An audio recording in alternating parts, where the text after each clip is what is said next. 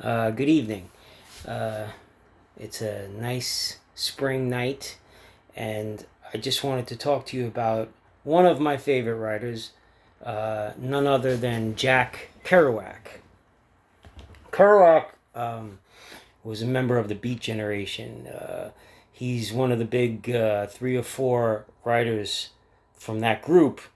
Uh, Kerouac, Ginsberg, Allen Ginsberg, William Burroughs, and I guess you could put in there Gregory Corso and Neil Cassidy, and there were several others. Of course, there was Lawrence Ferlinghetti, the publisher, who got a lot of Allen Ginsberg's work noticed in the 1950s. What I am reading now is Jack Kerouac's haikus. And as I wrote, and I'm going to read something, Kerouac, Jack Kerouac, for those who don't know, who are new to French Quarter Lit and literature. French Quarter Lit is my publishing company. We're a small press. We publish poets, novelists, etc. Kerouac's haikus astound me. They don't confound me.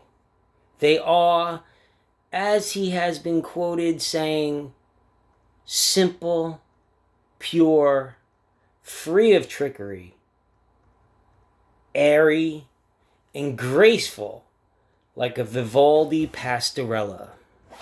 Those were his words. That's how he described his haikus. And they're so beautiful. They're so simple and perfect and vivid. And his haikus came out in 1959. So what I want to say now is that the narrative around Kerouac is really bullshit. Okay? So much of the critique of Kerouac says he was a drunk and the 60s were a waste for him. Largely, the critics say he was a sad guy who flourished like a shooting star and then by 55 was a literary wastrel.